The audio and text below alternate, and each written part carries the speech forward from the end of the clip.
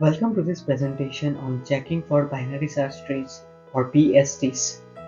In this session, we will explore what makes a tree a BST, analyze some examples, and implement a solution in C++. The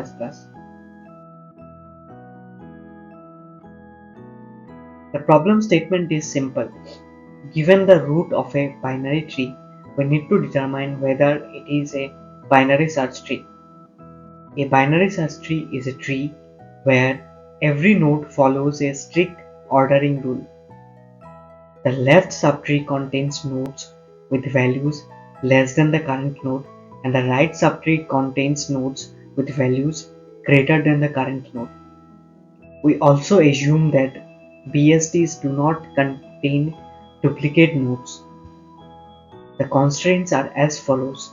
The number of nodes ranges from 1 to 1 lakh, and each node's value lie between 1 and 1 billion.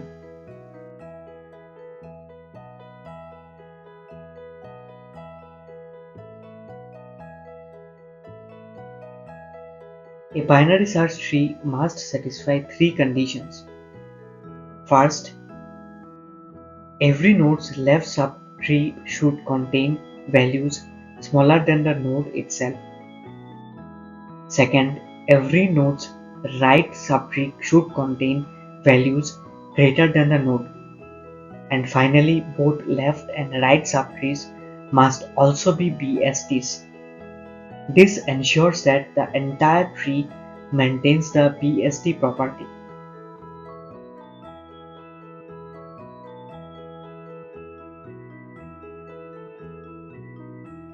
Let's take an example. Consider a tree with nodes arranged as follows.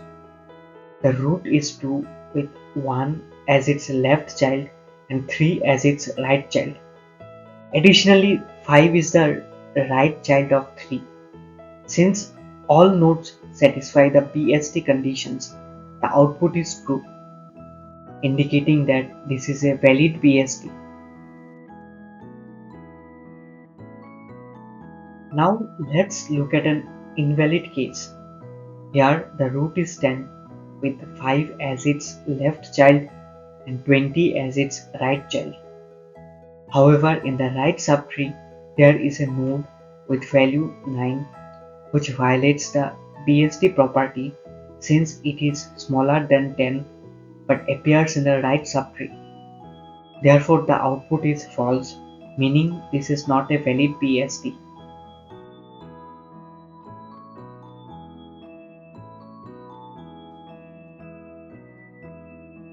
How do we verify whether a given tree is a BST?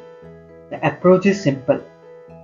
We use a helper function with minimum and maximum constraints. If the tree is empty, it is considered a BST. Next, we check whether the current node's value lies within the permissible range. Then we recursively validate the left and right subtrees, updating the constraints accordingly. If all conditions are met, the tree is a BST.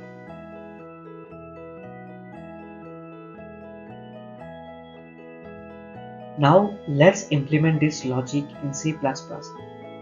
We define a helper function isBST that takes the root node along with minimum and maximum constraints.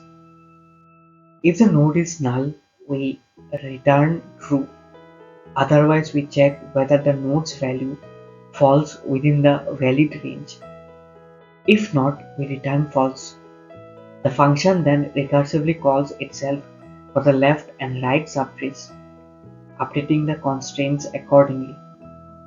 Finally, we call this helper function from our main isBST function, setting the initial constraints to negative and positive infinity.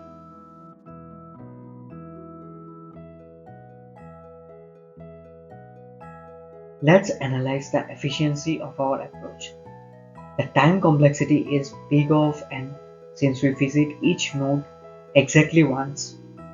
The space complexity depends on the recursive depth, which is big of h, where H is the height of the tree. In the worst case, for a skewed tree, this can be of big O of n, while in a balanced tree, it is big O of log n.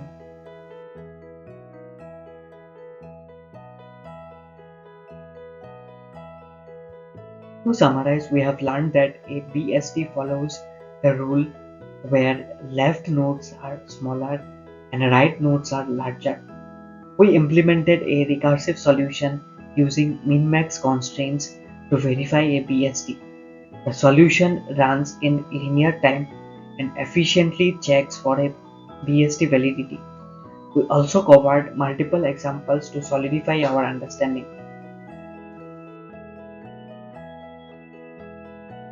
Thank you for your time. I hope this session helped you understand how to check if binary tree is a BST. If you have any questions, feel free to ask.